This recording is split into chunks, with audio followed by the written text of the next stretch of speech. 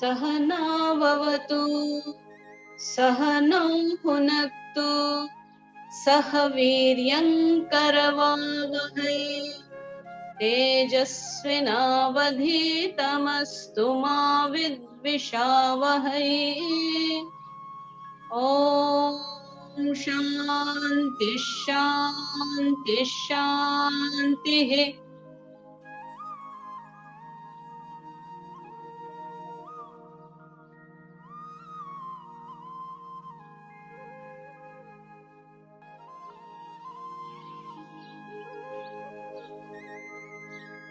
In the last class,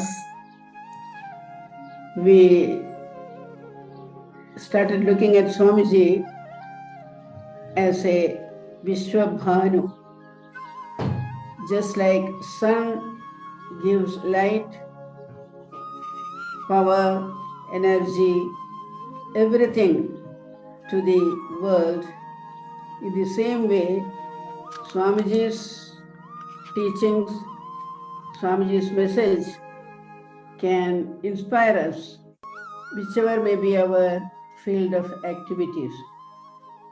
So that was the facet of Swamiji as a shining sun.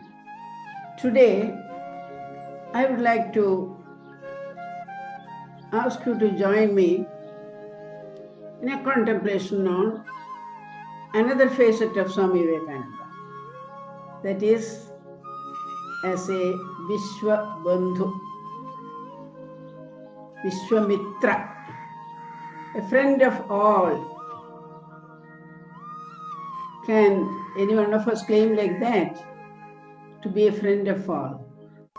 So let us see how Swamiji, starting from his childhood, developed the traits to become the friend of all, and how he ends up in being a universal friend, universal brother. We celebrate September 11 as Universal Brotherhood Day. In India, it is the Youth Day. No, not September, sorry.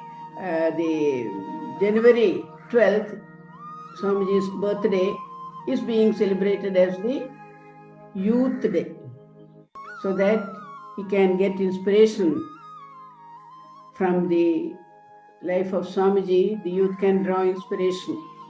So today we shall look at Swamiji's life as our own brother. Suppose he was a brother in our house. What a wonderful thing it would have been, isn't it? So let us start from the very beginning. You know, to be a universal brother, to be a universal lover, one must have a very big heart. So, fortunately, in Indian homes, in those days, there were always 4, 5, 6, 7 children from the same parent. So, Swamiji had some 6 siblings around him. And so, he developed that unselfishness from the very childhood itself. He loved his sisters, loved his brothers, shared everything with them, and the parents also showed them how to live in a conglomerate brotherhood existence. So in that way, he taught himself to expand. Maybe I used to think this expansion was the beginning of the mental expansion which Swamiji achieved, which took him later to the Parliament of Religions, and standing before the Parliament in front of so many different types of people, addressed them as brothers and sisters. So this sort of an expansion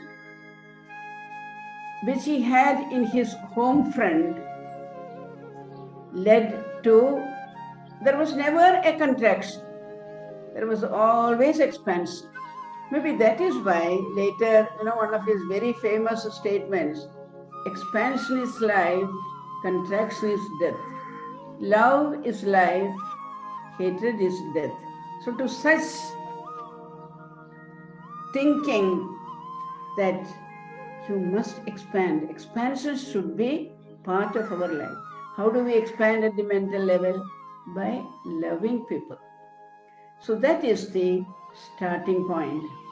So last class we have seen how this love for everybody made him feel one with everyone.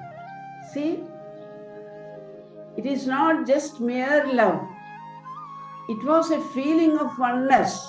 We have to be very careful in understanding that. A feeling of oneness. Atmaiva. You see the other person as your own Atma. So immediately sharing becomes part of your very being. I must share my food, my clothes, my shelter, everything. So that sort of an expansion Swamiji achieved from his very, very childhood itself. And later, as a school-going boy, he had a lot of friends. We never hear of any serious quarrel with any of his friends. He used to helping others, giving up one's own comfort. All that became part of his life, a part of his personality. And that is how we find him growing into the youthful stature. And at that time, where did this expansion lead him to? How could this expansion be achieved? So finally, probably somewhere during his meditations, he was very good in dhyana. Somewhere during his meditation, he must have touched on the idea that there is a oneness in this universe. And what could I call that oneness? Maybe is that the one which people talk about as the Satyameva Jayade, Satya, etc.? Or is it the God Almighty? Somehow I must know that.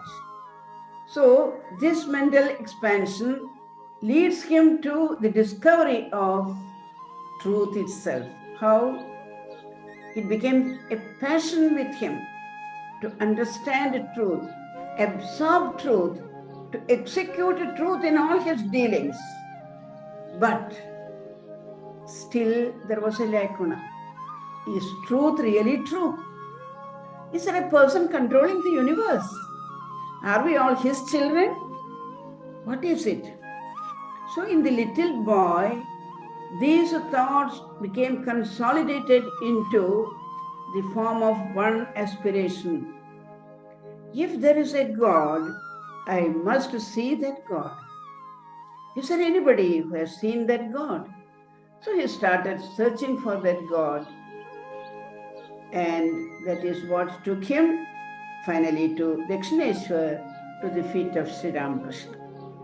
See, from there only, that expansion which was sort of loving, caring, all that became consolidated into a different form of expansion, that is realizing truth, and through the understanding of truth, understand the whole of humanity. He was asking Sri Ramakrishna, have you seen God? Not for him to see and this.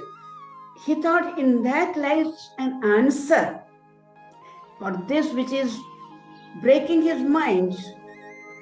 Is there a God? Is there a truth? Is there a wholeness? Is there a oneness? Where do I go and search for it? Sri Ramakrishna gave the answer. And we find slowly, the dharmic tradition, the search for truth, search for realization of the truth, catches hold of him. And wonderful is the another event in his life which opens his thought to this universal expansion. You know, from Sri Ramakrishna, he must have got the idea of the Advaitic knowledge of truth. Truth is one. But that doesn't make the heart expand. How does one's heart expand? You know about the Advaitic truth, you can speak about it. Ekam sat vipra bahuda vadanti. But that need not necessarily make you a friend of all, a brother of all. Yeah. So there is a great lesson to be learned in the incident which I am going to narrate now. See, we must understand, when will our heart truly respond to any thought or idea? When it is in pain. When our heart is pained due to something, a sorrow or a grief, then there is something happening. That is a time our heart grasps one idea very, very deeply. Till then, it must have been casual reading from the text, listening to a talk or something like that. But this search for truth, this search for oneness, this search for serving the humanity, how did it come into Narendra's life? What happened was, he was having a very comfortable life. His father was earning quite a bit and the house was big. Everybody had a luxurious living. Everything stopped suddenly when Viswanatha Datta, at his very young age, passed away. A big family, but in those days, probably they did not have many ways of investing money or keeping the money or anything like that. So suddenly, a very rich family slowly found they were being reduced to penury. So even for food, it became very difficult. Food, clothing, shelter, all they had was a shelter of a huge house, which even now you can see in Calcutta at Swamiji's house. That was all that was remaining. But that was not all. As the eldest son, he had to look after the house, provide food and shelter and clothing to the family. Where will he go? And then we find he's searching for a job. Nobody was to give him a job. Into which job can we find a universal soul, a universal master? There was no keyhole into which this key could fit. So he could not get any job.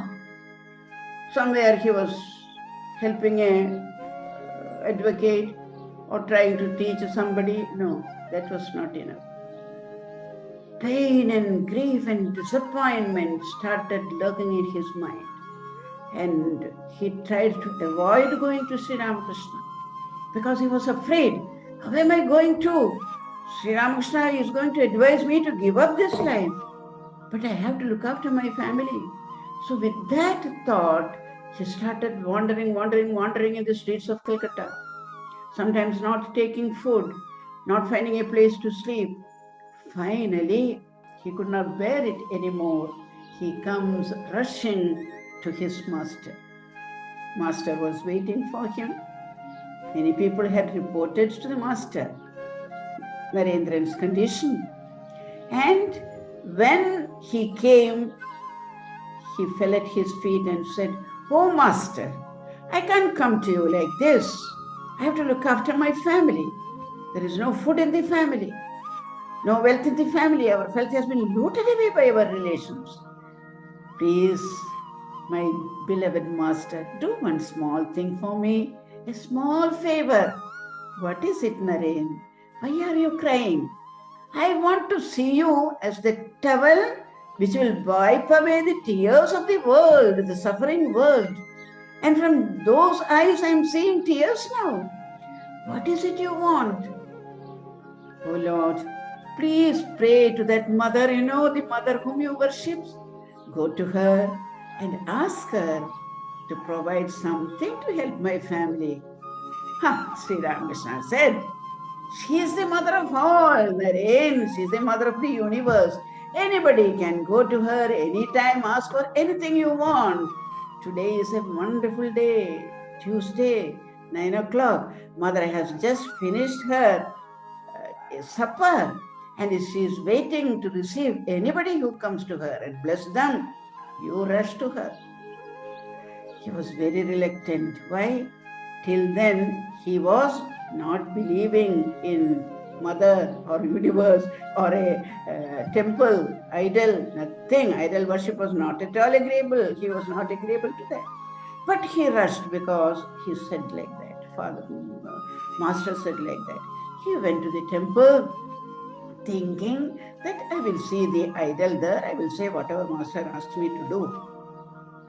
But when he went there he saw the brilliant form of Mother of the Universe, waiting to receive.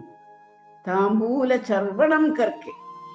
She had finished her supper, had taken her tambula, and waiting, who is there now for me to bless? And to her feet falls this boy. And what did he pray? He prayed for any wealth or gifts or anything like that. No, jnana vairagya siddhyartha. Nothing could come out of that mouth because he is not an ordinary person. He is the incarnation of Naren to help the Narayana. How can he ask for material wealth and comforts? So he asks, I want jnana and vairagya. Yes, tathastu. Mother was very happy. He came running back to the teacher. Master, yes, what happened? You asked her whatever you wanted. No, I couldn't. When I opened my mouth, the words came out, jnana and vairagya. Hey, Naren, go again. She is ready to give you everything I told you. So he rushed back. And again the same thing happened. When he saw the Mother of the Universe, he could ask only for jnana and vairagya. Second time he came back. This time did you ask? No. Go again. Third time also he went. Result was the same. And he came back. Oh Master, you were using remote control. Probably I used to feel that is the first time remote control came into being.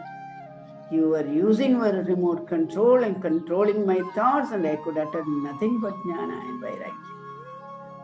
Please, oh Master, you do something to me. I won't be able to look after you unless my family is at peace. Please, Master.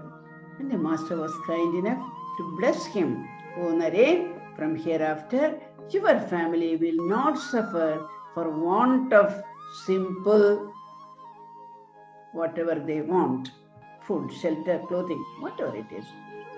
All your material comforts will be looked after. Now satisfied? Yes, my mind is now filled with love for Mother. I have never loved her. I have never sang any praises for her. I have not uttered one prayer for her. Oh Master, teach me some songs. Let me extol her. Please. Master was so happy. And the whole night the Master and the disciple sat singing bhajans on Mother. And by early morning, Naren lay down and he went to sleep. Sri Ramakrishna was in exuberance. Whoever came, he said, don't disturb. Naren is sleeping. You know what has happened? Yesterday, he accepted Mother. Accepted Mother? What is that? He went to the temple, prayed to the Mother. He sang songs of the Mother. Now he's a different Naren. Now I can complete my avatar. I can go back. The ideal with which I have come to serve this universe, this world, they shall be executed by him. His heart has accepted Mother, and the Advaita of knowledge will now flowing into his heart as the Advaita of the love. He will learn to look at the world, see the world, and absorb the world's sorrows unto him, and then relieve them of their pain and anxiety. This is what I was waiting for, and this is what I have achieved today. Naren, through his heart, remember, I started this episode saying it is the pain that takes us to that ultimate knowledge of the truth. Isn't it true? What drove Dhruva? What took Prahlada? Everywhere it was a pain and suffering that leads to the opening of your heart. All that unwanted stuff, the egoistic, materialistic aspirations with which we had filled our heart, they will all drop away, and there will shine the truth of love. And this Advaita of love is what India had been giving to the world at large from time immemorial. When the great rishis said, Vasudhaiva Kudumbakam, it was not a mere casual utterance. It was not just a few words which, on an inspiration, he wrote. No. From where did they come? Our great seers, our great rishis, Pratyagatmanam Aikshad, when they realized the truth within themselves and realized Isha Vasyamidam Sarvam, the whole universe has come out of this one truth, and hence it is interconnected, interrelated, interdependent. And this oneness of truth will make us say the whole universe is our family. There is nothing that is mine. There is nothing that is yours. You, I, mine, yours, all that has no meaning at all. So that was the science of Advaitic love. We should not confuse with the love which we have for husband or wife or children or family or anything like that. This love is something too deep, too deep, not only deep within us, but at the same time it is universal, because we are seeing the one truth expressing the unity in diversity, one in the many. All that becomes clear once you understand this truth. And when you understand that truth as a motherly love and affection within you, then nothing can stop. Nothing can stop the flow of Ganges from the Himalayas. Swamiji used to say something, do you think you can ask Ganga to go back to Himalayas? It is impossible. So like that, this love which filled the hearts of our rishis, our seers, that is what flowed as Upanishadic knowledge, the knowledge through Bhagavad Gita, our Itihasas, Puranas, everything ultimately lead to this oneness of truth, oneness of existence. Yajnavalkya told Maitreyi, a husband loves the wife because he sees his own Atma in her. Wife loves the husband, the utterly, purely love, that is seeing the Atma there. The great Kapila Muni told his mother. Mother became so much attached to the son. When the son said, I am going away for tapas, he said, how can I live with you, without you? So what he says, where most revered Ranganathananda ji, there is not a single talk in which he doesn't use this sloka. Adhamam sarva bhuteshu bhutatmanam kritalayam arhayed jnana manabhyam maitriya abhinna chakshusha. He says, Mother, you love your son very good, but now you see your son not in this body, but you see me in all the creations. Wherever you see the world, the creation, the beings, understand it is I and I alone. It is I who is shining in their Atma. And what you should do? Arhayed. Don't talk ill of anybody. You see me in everybody. Nothing is bad or ill in this world. Arhayed. with honor, with respect, you will learn to love. That is what we don't know, how to respect the people.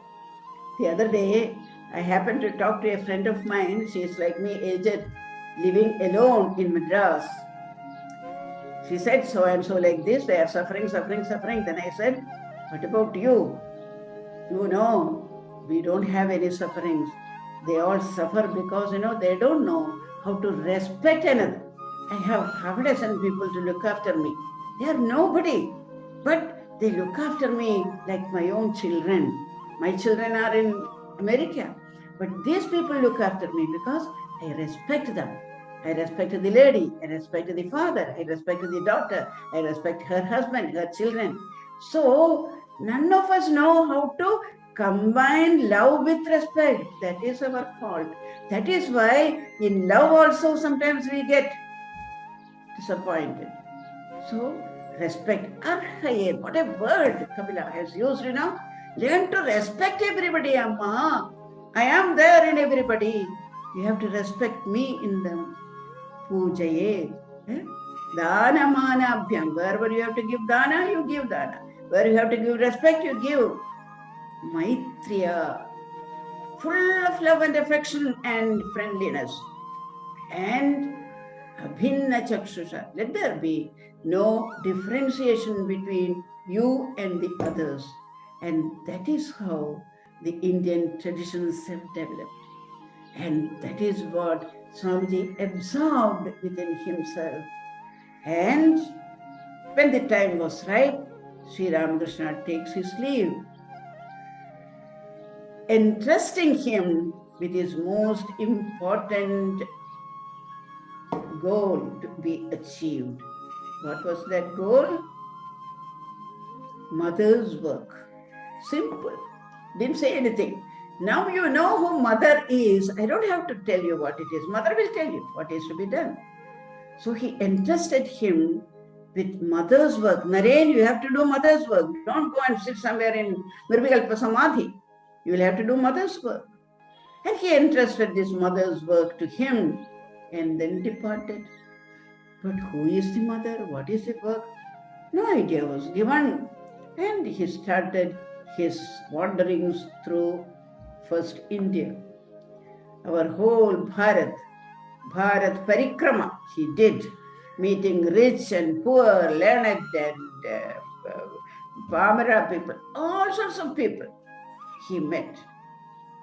He had lot of experiences where people did not understand the meaning of love, when people did not understand the meaning of Arhayed, when people did not understand the meaning of Maitri.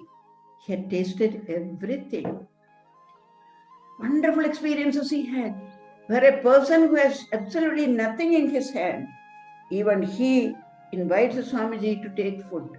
When big pandits, lot of rich people, made him talk for days together, 3 days in Rajasthan, it never occurred to them to offer him food or even water. At least in Kerala, we would have offered a coconut. And this mochi, this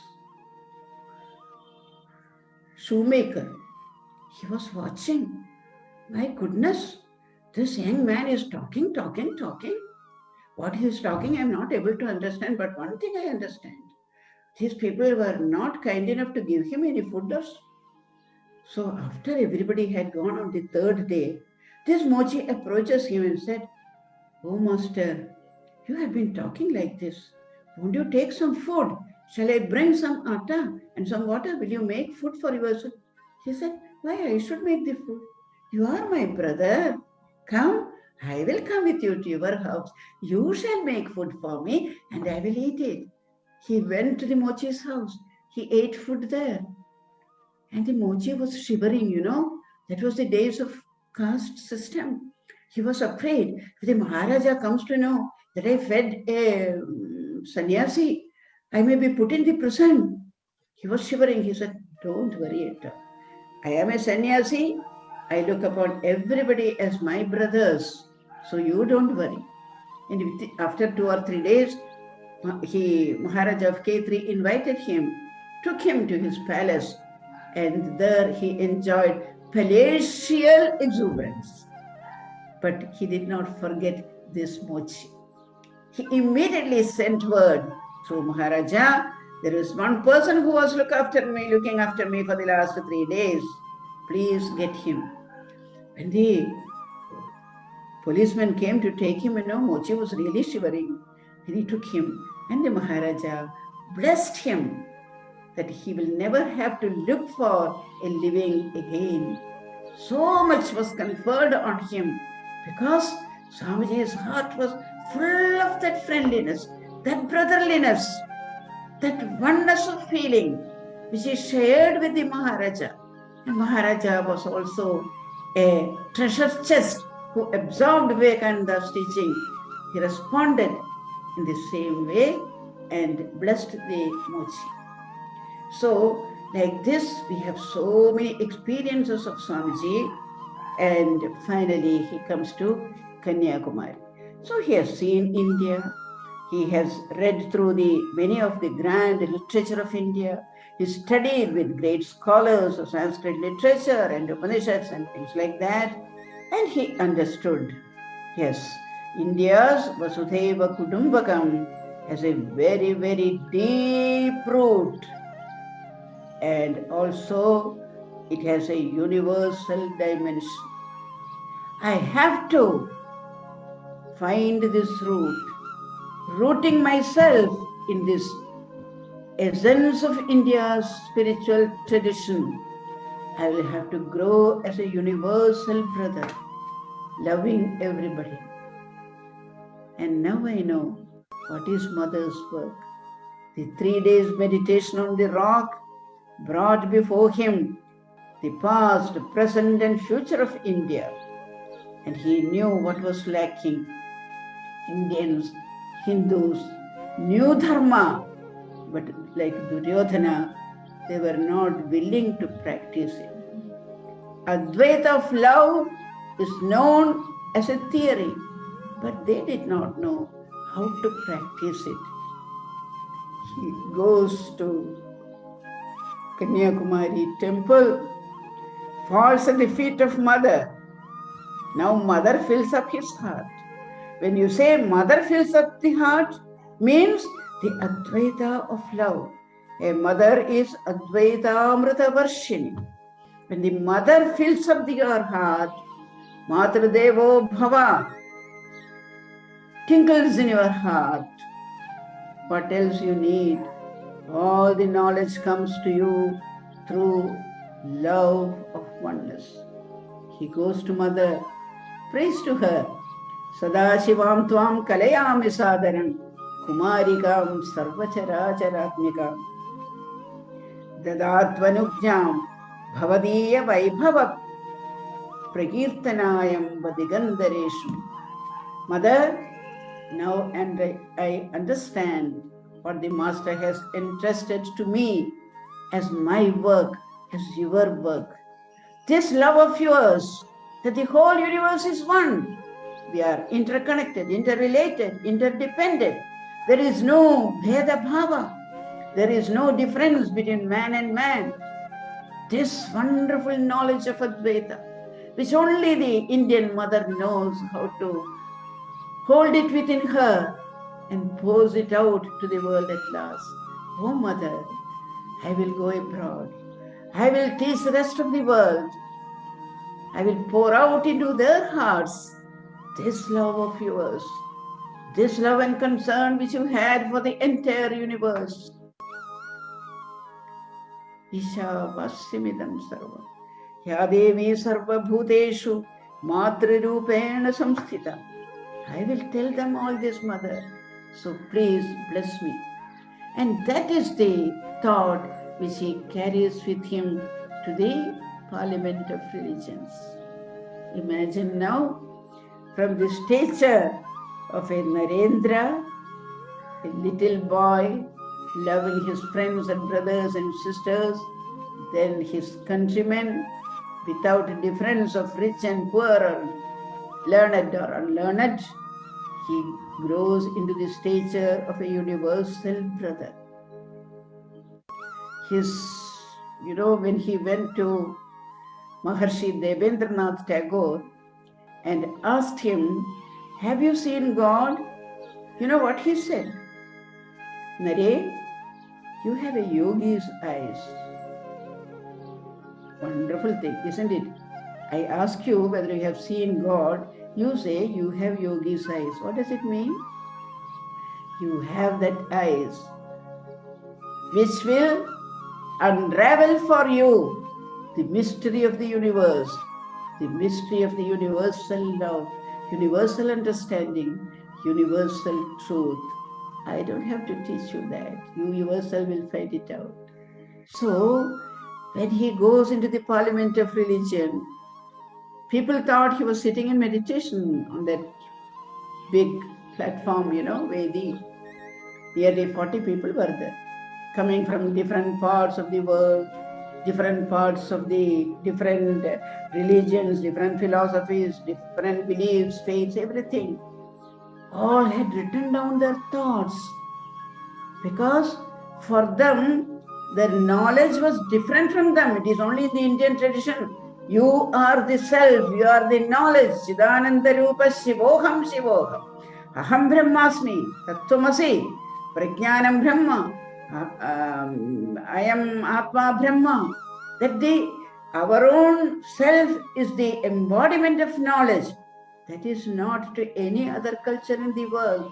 So they all had to write down their thoughts and bring it, and then speak about it to the world at large. And each one thought that their religion is the best. That is the only way to touch God. That is the only way for you to evolve. Everybody was having their own selfish motivations and thoughts. Naren was sitting, eyes closed, that most wonderfully illumined face. People started noting, not the other persons who were reading and discussing. Who is this? Is a saint among princes or a prince among saints? When is he going to speak to us? And what is he going to tell us? Something different. Our eyes have become. They don't want to hear this. We want to hear something different. What is it he is going to tell us? 4 o'clock. Now, Swami Vivekananda from India will talk to you. He stood up, looked at the audience. His mind was gurgling with the thoughts of affection and love and understanding and the feeling of oneness. Knowledge of Advaita gushed into his heart. The Ganges of love flowed all over his body. And the light of that wisdom shone through his eyes, not of knowledge alone, but of a deep understanding of the oneness of the universe, oneness of all that exists there. And no wonder the Rishi's words of Vasudeva Kudumbagam, God themselves transformed to suit the occasion as sisters and brothers of America. I always feel that was the beginning and end of Swamiji's talk, He need not have done anything else, but this was enough. No other culture or religion could send a person to the Chicago Parliament who could look at the audience of 3,000 plus and feel in each one of them his own life pulsating, who could find in each one of them the reflection of his own Atmic power, who would find in everyone the potential divinity which is present in every human being, and then address them. Don't you understand that we are one? I may stand here in my sannyasi dress, may look different from you in color, in name, everything, but I embrace you with my love of truth, my love of understanding of the truth of oneness. I embrace you like sisters and brothers of America. Can you imagine? Each and every being there who was present felt a ray of truth penetrating into their heart, because it came from the heart of Narendranath, from the heart of Vivekananda. Each one was given a touch of that oneness of truth, and their whole being responded to it. They had no other way of expressing their adoration of a great master, of a universal teacher, of a universal brother. They stood up and said, they stood up and clapped and clapped and clapped and clapped for 3 full minutes. Imagine that scene. That scene alone, if we could implant into the minds of our youngsters, with all the force that came out of Swamiji, all the love and affection and understanding that flowed out of his words, his love and adoration of his motherland, who gave him this truth, taught him this truth of oneness, if we could implant that into the minds of our youngsters, how blessed India would be. And if we could take it over to the universe level, Shanti, Shanti, Shanti. That was what filled up the whole of the Parliament of Religions for days to come. This magnificent voice of Swamiji, the magnificent thoughts which he put, the magnificent love of oneness that flowed out of him. At every thought, every talk, every word he uttered, it was pregnant with this knowledge of truth. There was nobody in that parliament whose every word vibrated with the truth of oneness. And that is how Swamiji took India out of the isolation of centuries. Everybody had given up India, and this one great son, he pulled out mother and put her once again on the throne of universal motherhood, of a universal guru. So, where do we start? Where are we? Let me read something to complete my emotional talk to you, what I have been writing. His wonderfully practical and all-encompassing vision, endorsed with the power and dynamism flowing out of his own self-realization. I don't think anybody would have been there who had experienced Nirvikalpa Samadhi, which is truly Indian and India's alone. Effortlessly sieved away all the contradictions in the human way of life and thinking, and created a harmonious, dynamic wholesomeness which the world had not tasted before. Not tasted before. India had tasted it, but when the world tasted it, maybe tasted before. When Buddhas, if they were listening to Buddha, probably they would have tasted it, some at least. On that memorable day was born the new concept of practical Vedanta, which has since then reopened the floodgates of universal oneness, which centuries ago Shankara had projected through his impeccable Advaita philosophy. Today, more than ever, it is keeping the intellectual giants of modern science agape with wonder and admiration.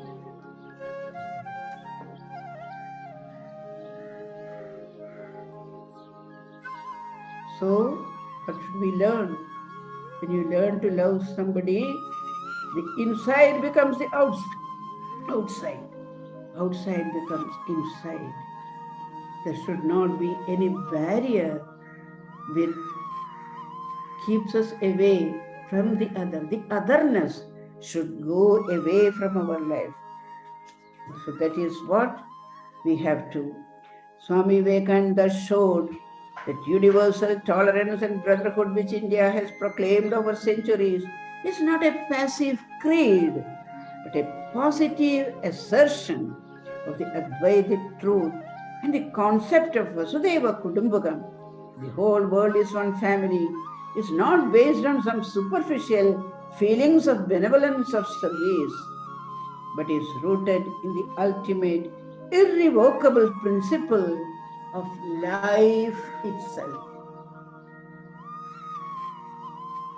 When truly that realization comes of the universal self, whoever I may be, I would also realize that I cannot think, speak, or act in any way detrimental to the well-being of others. That is the secret of India's forbearance. Sahishnuta.